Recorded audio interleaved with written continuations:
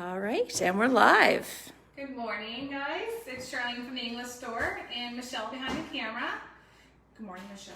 Good morning, Charlene. How are you today? It's air conditioned in here, so I am delighted. Well, it is air conditioning, sort of. Our air conditioning guy is upstairs working on the real air conditioning, so it's still pretty warm in here for me, but probably for you it's a little bit better. I was gonna say it's better air conditioning here than it is in my house, so I'm just gonna hang out with you guys all day. Perfect. Yeah.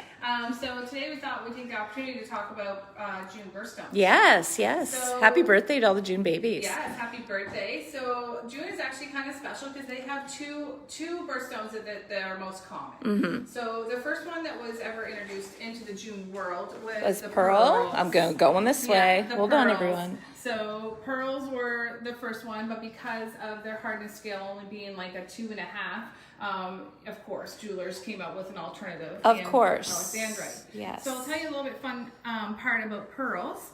So pearls are what most people know are created in oysters. Mm-hmm. And the oysters, the reason why there's pearls inside is because any foreign object that kind of gets lodged in there, whether it's a piece of sand or a little creature of some sort, the pearl, its defense mechanism is actually it grabs a hold of it and it keeps spinning it and it puts calcium deposits around it, and that's what forms the pearl. So that's why you'll see kind of lines, because it actually spins it around in there and says, nope, get out, I don't like you, and it's its defense mechanism.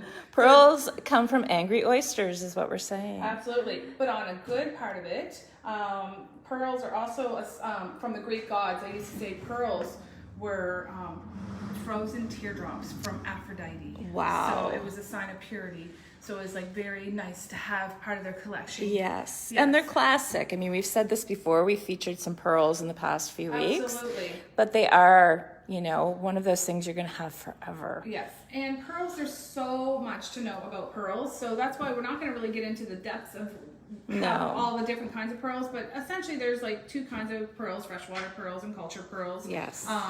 And Akoi pearls, which are primarily found in China. So like in Japan. So they're really nice, and there's manufactured ones, there's ones that are actually found out in the ocean. So that's why you'll find that the biggest difference is the ones that are naturally found, you'll pay a little bit more for. Exactly. And there are different colors of pearls as well. So, I mean, white or cream color is kind of the traditional for the birthstone, but I was going to say we have like a dark kind of gray. We have a set of Tahitian here as well, and people might think that they're black pearls, but if you actually look at them, they're almost like a metallic purple kind of color. Yeah, they're gorgeous. Yeah, they're pretty cool. I'll take another spin through the pearls here. So pearls are really, they're supposed to be wearing them for special occasions. That's why you don't really see a lot of pearl rings, because they get banged up pretty easy. Yeah, on the hardness scale, they're not very hard. Exactly. 2.5 to 4.5 is like the max that pearls will be. They're an organic substance, right? They're coming from a... And another fun fact is they are the only birthstone of all the series that are actually made from like a living creature. Yes, they're not a stone. They're not a stone. They're not found in the mines. Yeah. So our next one being like when you have family rings and stuff, you will the alternate for pearls is Alexandrite, which is a gorgeous stone. It is so fun. The Alexandrite stone is so fun. So they actually call it the emerald by day and ruby by night. Yeah. Do you know why, Michelle? Because look at the colors. So you definitely see in the different colors. So during the day, you definitely can see that like bluish green kind of tinge to them. And by night, when the light falls, they have more of a reddish purple color. So just depending on the way you hit it in different lights, they look different colors. It's really such a pretty stone. It's so, dynamic's a weird word to use for a stone, but it's very, like, the colors are so pretty. It's so fun and so pretty. So these stones were originally found in Russia. So when they were found in Russia, they had like such a vibrant color to them. So they have now since found them in Sri Lanka, Brazil, and East Africa. But they noticed that these types of stones, in comparison to Russia stones, they don't even compare. Like Russia definitely hit the mark on. They obviously have the right kind of soils and minerals that produce these beautiful stones. Yeah, I'm seeing here. My apologies for my nails, everyone. You get to see a close-up of my hangnail. But here's the way that the color changes. And this is just under fluorescent light. Exactly. If you take it out and go outside, it's so pretty. And Alexandrite is one of those stones. We know that we say diamonds are on like a hardness scale of 10. Alexandrite is like 7.5 to 8.5. So out of all the gemstones, they are definitely one of the harder stones that will take a little bit of abuse. Exactly. That's the reason why they're put in rings and whatnot. Yes.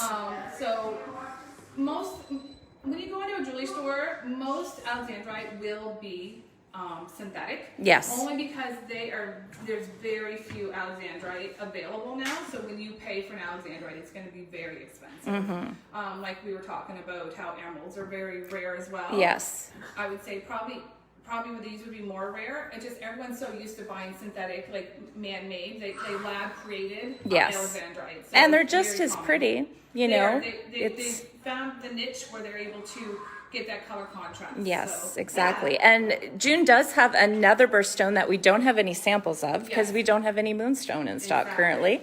We had one moonstone ring and it sold. So so that's kind of an alternative for somebody who's a little funkier, who doesn't want something traditional. Want something not traditional, kind of edgy. It was a rough stone, so it was definitely very unique. So there is 3 birthstones, but the 2 most common are of course, the pearls and the Alexandrite. I'm going to take another sweep through here. And we have these in store. Some are online, but there's also a different variety from each store. So here, what we have here in Truro, we might not have in New Glasgow, or we have something completely different in New Glasgow that we don't have here. So if you see something you like, you just pop in and chat with us because we are open. We are open. It's very exciting. Yes. We've been open for a week. How are you feeling? We definitely love seeing people. For those people who needed their watch batteries during the shutdown, we are definitely full tilt with so getting everybody back on time. So it's been great. It's great to be able to see people's face again and smile through our eyes to each other. Exactly. And just that personal interaction. So, and it'll be a lot nicer once our air conditioning is fixed today, and you can enjoy the coolness in here. Exactly. So we are open from 9 to 5:30 Monday to Friday, and 9 to 4 on Saturdays, right across all 4 stores.